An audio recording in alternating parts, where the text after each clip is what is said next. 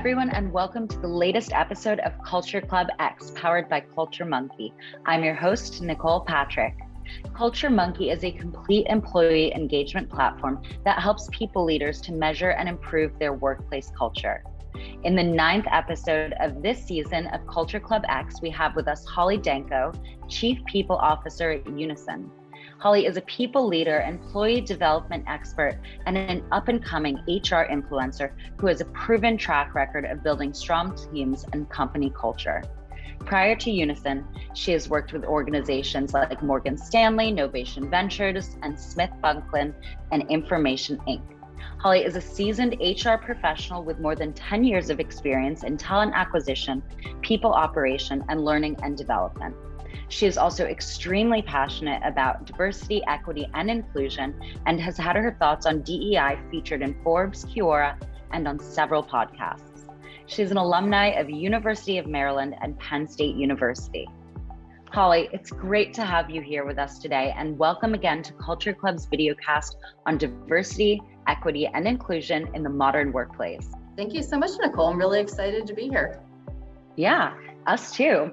So before we begin, please just give us a little bit more information about yourself and your organization. Sure. As you mentioned, my name is Holly Danko, and I'm Chief People Officer at Unison. I've been here for about 4 years, and Unison is a company that works in the residential real estate industry, and we allow homeowners to access their equity without incurring any additional debt or taking on any monthly payments. And as you mentioned, I focus very, very heavily on diversity, equity, inclusion, creating an amazing place to work, talent acquisition, and a variety of other areas within Unison. Great. Well, then you will have a lot to say about the questions that we have today. I can't wait. So let's get started.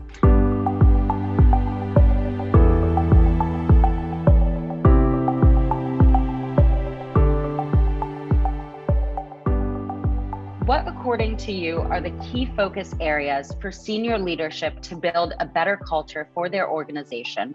And how can they ensure that it is embedded in the company culture in a meaningful way? Sure. Well, before I get into the key areas, let me just start off by saying that I think culture has to be very intentional. Culture shouldn't be approached in a blasé way where it just is a result of the way that the company operates. You should have a strategic plan for culture just like you do for your business operations. I also believe that culture starts off at the top. So it should start off with your founder, your CEO, and even your executive team to figure out what type of culture you want. And a high growth startup may have a very different type of culture strategic plan than a large established company. So I'd start with leadership. I would start by developing your vision, your mission, and your values, and then aligning your entire people strategy with all of those. And like I said, it looks very different for very different companies. Also, I believe that culture should be led by the leadership team, and the leader should be living it and exemplifying culture every single day. And it's up to the people team and the HR team to really instill that through your onboarding, through your policies, your procedures, your processes, the way you recognize and reward your team. So it's a team effort, and I think the key is creating a plan and then working through that plan. Totally. I agree that I think it's everyone's responsibility from, the highest of the high, to set that tone of this is who we are, this is who we want to be. And as you said, it can be totally different for, a very fast growing startup than a more established company that really has their feet sunk in a certain way that they are. So it's an interesting take on it.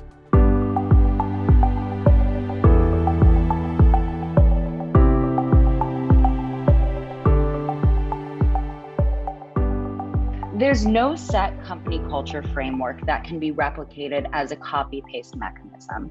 Once formulated, how can people leaders ensure organizational-wide scalability and permeability of good culture practices? What role can managers play in the process of change management? Yeah, absolutely. And I agree. I don't think culture is not one size fits all. As I mentioned, startup may be very different than a large established company, but there are established frameworks out there for culture, right? Like McKinsey has the 7S model, you have the iceberg model, like there are proven frameworks, but they have to be customized for your unique company and for your culture. And I think the biggest thing is holding people accountable to culture. Once you feel like you've done a good enough job training and embedding culture into your company and making sure that everyone truly understands what culture is. And I always think of this great podcast that I listened to one time about what is culture. And a lot of people think culture may be, having a ping pong table in your office or having snacks or something like that. But those are perks. Culture is really, how do you make decisions? How do you treat people? How do you hold your employees accountable to performance? And that's truly the foundation of culture in my eyes. So I think it's really important that you let your team know that you are holding people accountable to culture. There's a lot of different ways that you could do that. The best, I think, is incorporating culture, your vision, your mission, values into your performance reviews and allowing managers to incorporate it into your performance conversation. Are you living the company values? How are you living them? Are you, instilling them throughout the company? So I think if people know that they're being held accountable to this, if the company truly cares about it and it goes into your performance review at the end of the day, it's a great way to make sure that you're really, having your team live your values and respect them as well. I think that's a great idea and a very smart way to do it. I've spoken with a lot of people about these similar questions, and I think you're the first person to come to say, we should be having this in our reviews and having people accountable for it. And I think totally, if in your reviews you're showing, this is important to us. This isn't just something that we say we like and then sweep it under the rug, for the rest of the year. That really will make employees continuously stay accountable with it. So that's a very cool take. I think it's important also that, to get to that point of where you are holding people accountable to it, like there's a ton of pre-work that comes to that. You just can't say, here's our vision, our mission, our values, and our culture, and we're now grading you on this. It's, you have to have an education process. You have to have, an entire system in place to get to that point.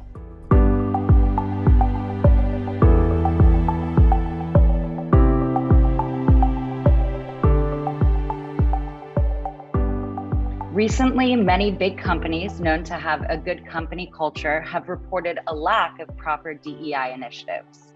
How do you think the lack of proper DEI initiatives in an organization can affect the company culture?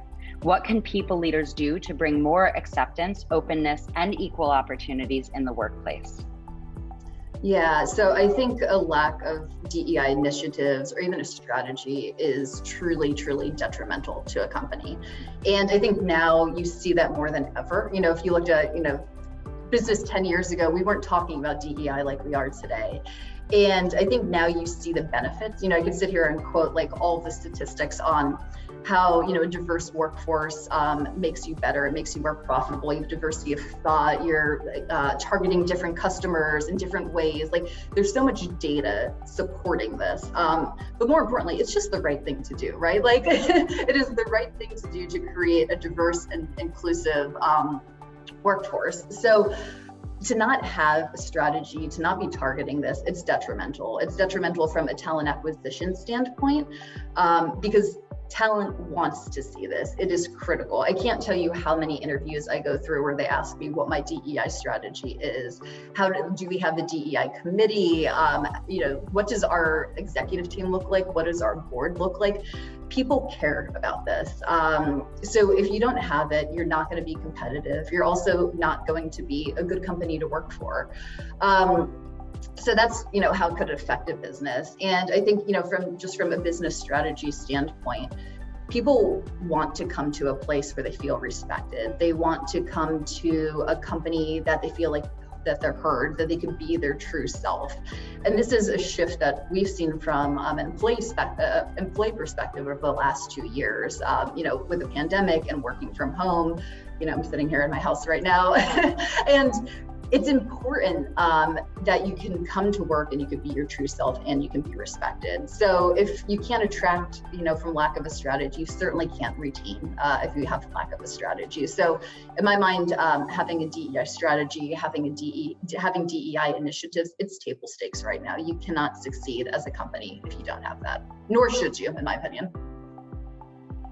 So nice to hear that, because I completely agree. Nor should you shouldn't succeed if you don't make those things important. And it is, when employees are showing up to work and they feel like they're being heard and they feel like they're in an inclusive environment, they're going to want to work harder and enjoy being at work and feel, as though everyone is they're valued and everyone is valued.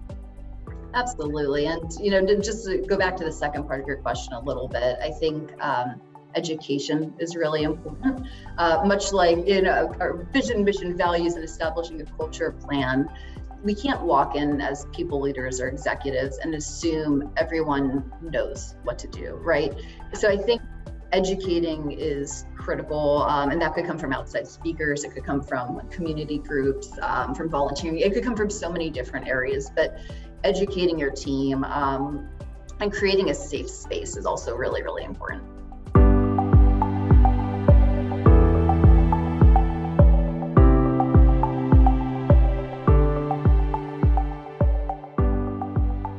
People leaders pay attention to their organization's pulse and constantly listen to their employee feedback despite their workload?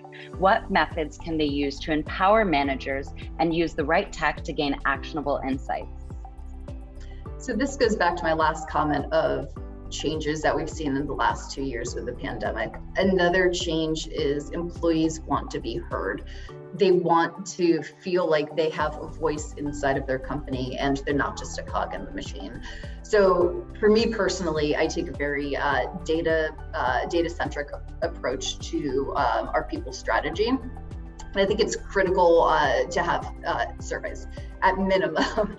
And there are a lot of great tools out there where you could have, EMPS, you could look at engagement, and there's a ton of different metrics you could collect. But sometimes I also think the qualitative data is just as important as the quantitative data. I'm looking at our numbers, I'm looking at our Likert scales, but I love reading our team members' comments because that's where I truly get the pulse of the company. I see the sentiment. So I think at minimum, you have to have quarterly company surveys. At Unison, we also do basically an end of year people check-in, where we're lucky enough that we're still small enough where our entire people team can divide and conquer and just have one-on-ones with our team members, collect data, see how they're feeling, and use that into our yearly planning session. So I think it's, again, kind of like DEI, it's table stakes. You have to collect data, you have to collect employee sentiment, engagement, and use that in your planning process. There's also a lot of companies don't have budgets for tools. You could just use a Google form if you need to, an Excel spreadsheet. There's lots of easy ways to do this if you can't afford, one of the nicer tools. Absolutely. That's where tools like CultureMonkey come in and make it super easy for, everyone in the company to be able to give their opinion. You can track their pulse and actually take actions based on, what they're saying, which is so, it's so important nowadays, especially with so many people working from home and not really having the same workplace environment that we used to have, where you could go to the water cooler and, have a quick chat with people and see how they really feel. We don't have that same, face-to-face interactions like we used to. So we have to kind of step it up a little more in other ways. Yeah, it's so hard not being able to just walk around the office and take a look at different teams and seeing how they're interacting. Like you said, the water cooler conversations. Yeah, so you have to embrace technology to start getting that feedback.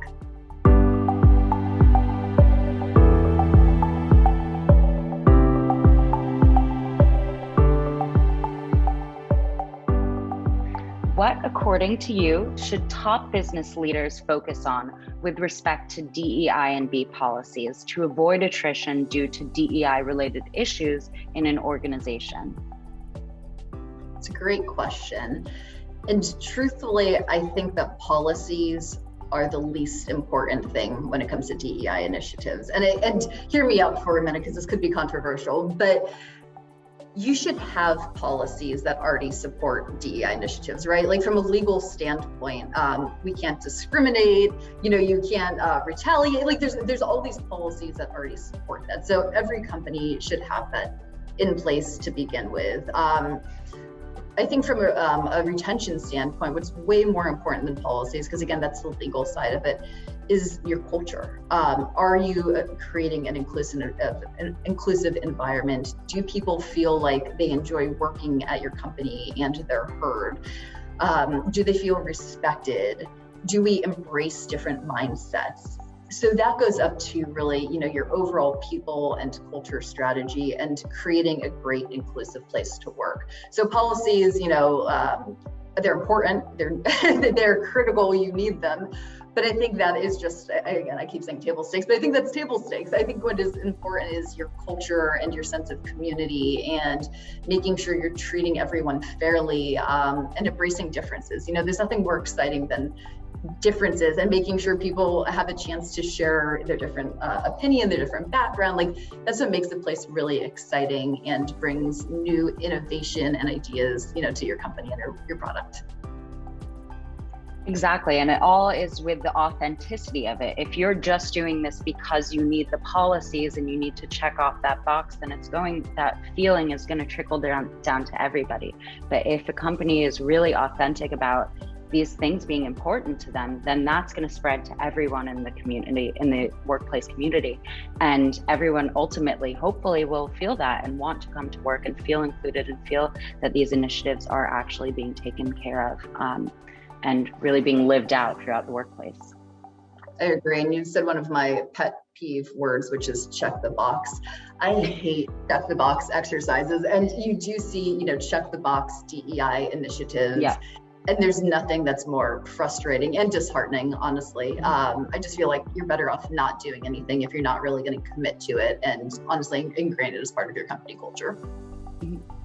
I think luckily, just like you said, it's such an important thing nowadays that it is pretty transparent when companies do those kind of exercises. And hopefully, we're aware enough as a people now that we're like, okay, this isn't really how it should be. You're not really getting the point right now of this. Absolutely. Like your team, your employees see that, right? Like if you're not committing, if you're not like really giving resources to these initiatives, like your team knows it's a check the box exercise. So you want to go back to like retention. It's a great way to get rid of people to do a check the box initiative. Totally.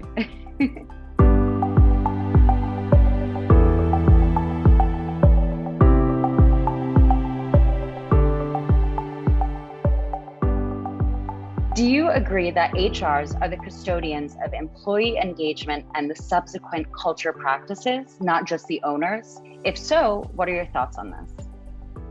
The custodians, yes. The owners, no. I think I look at my role as Chief People Officer.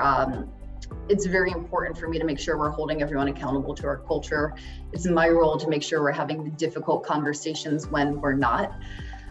But when it comes to overall culture, the entire company has to own it. It cannot just be HR. And again, that's where you see, I think, culture initiatives fail when it's an HR initiative.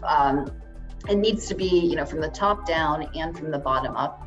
And every manager, every leader, every team member needs to own that. And it's up to leadership, it's up to HR for us to educate the team on what our culture is and how it should be lived. But it's up to the rest of the team to own it and to live it every single day.